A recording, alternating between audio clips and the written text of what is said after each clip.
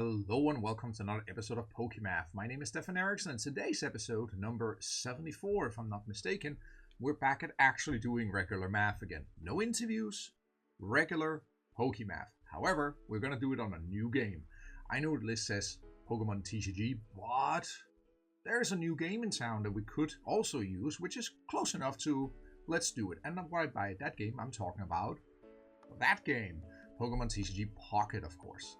And a lot of you know about it already. It's been out for quite some months, so I've been rather slow on this, to be honest. But I thought, give it some time, settle in, and then we can actually do some new applications using all our math stuff from previous episodes and try to solve it in the context of the Pokémon TCG Pocket instead. So I think let's just get to it and see what we have in store. But before we get into the questions, let's just highlight some differences there are between the two games, because they might be good to understand for, the questions to come. So we're going to contrast it here with the regular Pokemon TCG, and I'm just going to mention a few of them, and there's arguably a lot more, but these are the most important ones for today. So first, we are talking about 20 versus 60 card decks. Of course, there's only 20 card decks in Pokemon TCG Pocket. If I say anything wrong here, correct me in the comments, then we can always fix it. We have no prize cards. That's interesting. And also there's a random search mechanic that you can do on Pokemon TCG Pocket compared to regular TCG, because you're playing this on your phone, so all the randomization can be done by the phone. I know, that's weird to think that people are not shuffling in this game. We're just letting the phone do it, so yeah, that's up for another talk, but in any case, random search. And finally, there's no mulligans. Well, I put a question mark to that because we're actually going to come back to that, why I put a question mark there. But in general, no, there are no mulligans. That means if you open no basic, but you will never see you opening no basic, but I'm getting ahead of myself. We're going to get to that in some of the questions here today. So, what list can we use? Indeed, I've been asking around, and I got this nice guy to borrow me a list here, so don't worry, I did ask. But since he called it a secret Jolteon deck, I think we need to change this a little bit, so it is not so secret Jolteon deck actually, because, well, everybody knows it. But in any case, cheers. We need to move on with this deck here. So looking at this deck here, nice 20 cards. It's quick to get an easy overview on this. We got a total of 6 different basics, 2 Mews, 2 Eevees, and 2 Joltics. That is the important part for all the questions to come. So let's move on. What kind of questions do I have in store for us today? I got actually 3. So first, opening with a certain basic. One of those 3. So what's the probability of doing that? Well, that's number 1. Then we can look at what's the expected amount of damage with Jolteon. That should be, of the 3 questions today, pretty straightforward, but there's always tricks to it. And finally, we can look at the damage with Eevee as well. And that one is a little more interesting because that is not entirely clear what the expected amount of damage is with the attack here, continuous steps. But let's get to it. So first, how do we solve this with opening with a certain basic? We're going to use my favorite distribution, the hypergeometric one. So this is an application what we did all the way back in episode 1, which is quite some years ago. It's, I don't even know how many years ago it is, 4 years maybe? But in any case, we're going to be using the hypergeometric distribution, which looks something like this. I'm going to give a very quick recap for any newcomers, and welcome to the channel, by the way. Then, of course, we have 3 components in this here. We got the first component up here, which is a binomial coefficient, or m choose x in this case. It tells us basically all the possible ways of drawing x basics in our application out of m possible basics. So we should imagine that the large M, the capital M, is 6 here, because we've got 6 basics. And the small x is how many basics are we trying to draw in our given application. That could be 2, for instance, right? What do we have on the other one here? Basically, it's all other remaining cards. N, capital N, is the size of the deck. You subtract the basics that you have in the deck and you have the rest of the cards. And then we're drawing from the rest of the cards. Which means that what we have here on the bottom here is all possible ways of drawing N cards from N deck. Well, lowercase n, uppercase n, right? So here it will be 20 cards. And how many cards do we draw in Pocket when we start again? 5, right? But what information do we have? We got 20 card deck, as we talked about. We got 6 basic Pokemon, 2 Mew, 2 Eevee, 2 Joltik, I believe it was. And finally, we draw 5 cards. So let's use all that and insert in our little formula, shall we? So suppose now we want to open with Eevee, and indeed Slowpoke, you're absolutely right. They can check episode 2 and 64 for reference. So we do this in steps, one step at a time. So first, let's draw Eevee. So we insert in the formula, and here you have to note we have two possible cases, because you can either just draw one Eevee in your opening hand or two. That doesn't matter, because we just said we want to start with a Eevee. So if you have two in the open hand, easy. We just pick the other one, right? Or one of them. That gives you 44.64%. That's quite a lot, actually. But here comes the catch. We need to still account for mulligans. And some will say, yeah, but there's no mulligans in Pocket. And that is true. You don't see the mulligans. But when the AI or the computer or whatever we call it are drawing your opening hands in the background, you don't see the mulligans, but there may be mulligans, right? So they may draw a hand first that didn't have an Eevee or any basic at all, right? And then it will redraw the hand until you get a basic. So we need to account for that in a probability sense. If you don't believe this, or you think, that sounds a little too fishy, then please give me your argument below. I would love to hear it, because this is the way I want to go with it for now, right? So a mulligan accounts to just drawing no basics. So we just insert 6 and 0 here, because we got 6 basics, we draw none of them. And that gives you 12.91. We combine it. We learned about that in previous episodes. I'm not going to give you the content, the details of that, but the point here is it gives you 51.37%. And now, what do we get with that? Well, that's the probability of opening with Eevee. And the cool thing is here, if you say, but I wanted to know it for Joltik, or I wanted to know it from you, well, that's the same, because there's 2 of each in the deck. So this is the probability of opening with either of the basics. If you just want to open with that basic, it's more than 50%. Surprising.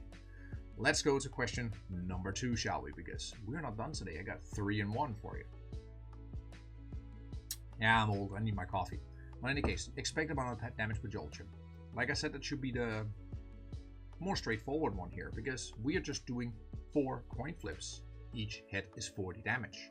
So one way of many, I would like to say there's many ways of solving this. I'm just going to try and do what I believe is the most intuitive way. First, we look at how many possible outcomes are there actually. We have 2 to the power 4. Different outcomes, so 16 different possibilities of these coins lining up, heads or tails. You can see it with a nice little binomial tree like this. So here's this 1 toss, 2, 3, 4 coin tosses. And you can just count how many different ways you can go in this tree and sum it all up. And that's basically how it would work. So you can see all the possible outcomes here. Head, head, head, head, head, head, tail, and so forth, all the way down to loads of tails. I will say the last one should have a 4th tail there as well. That is missing. Maybe some editing magic will add that last T. Let's see if that worked afterwards. And otherwise, we can also count them together here. So we can see what the number of is here. So I'm just counting how many there are of each. So you count how many heads there are.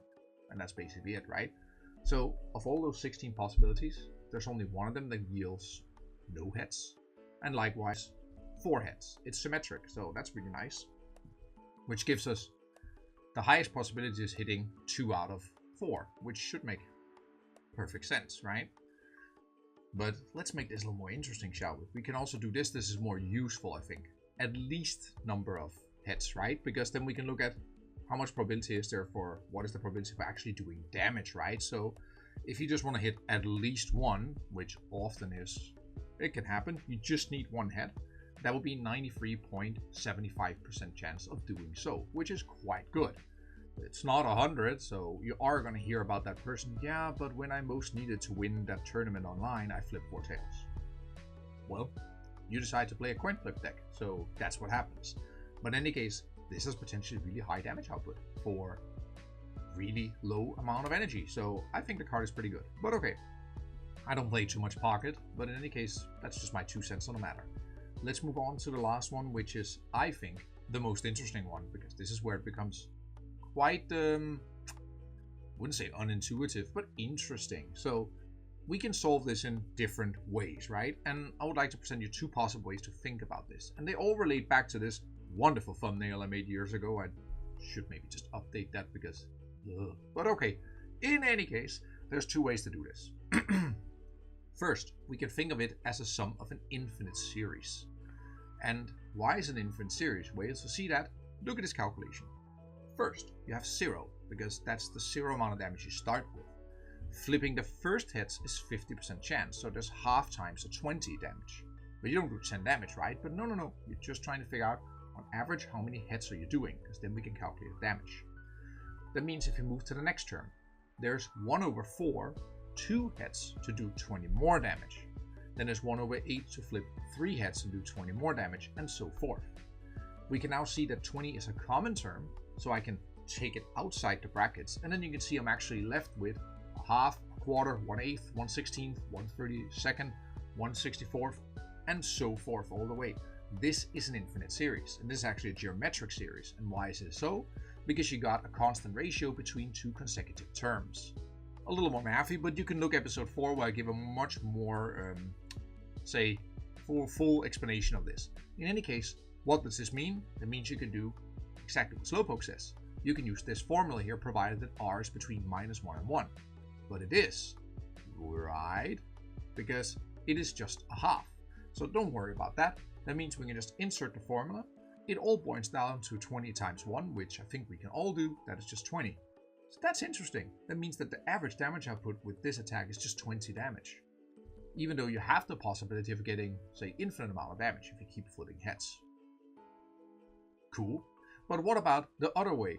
That is an expected value of a geometric random variable. So you just calculate the expected value of it.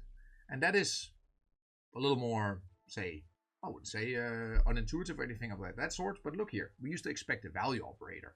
So we're trying to calculate the expected value of continuous steps. We have a constant term, that's the base damage, which is 0, so that's nice. And because it's a constant, we can take it outside the expected values you see over here. And then we're left with c plus k times the expected value of x. C and k are just constants, actually. So what we can see here is we can just apply how you do it a geometric random variable. The conditions for it being a geometric random variable, you can look at episode 4, because there I also outline all the conditions, and then you can believe me or not, but you can always go back and check that. In any case, we can put the following formula in, which is just p-1/p, p being the percentage of each head, which is, assuming the coin is fair, of course, 50-50. So again, insert the formula, it boils down to 20, which means both ways give the same result. That's good, because then it doesn't matter which one we use, and that's also a good check. But it actually gives us one important rule about such attacks that you can apply in any case.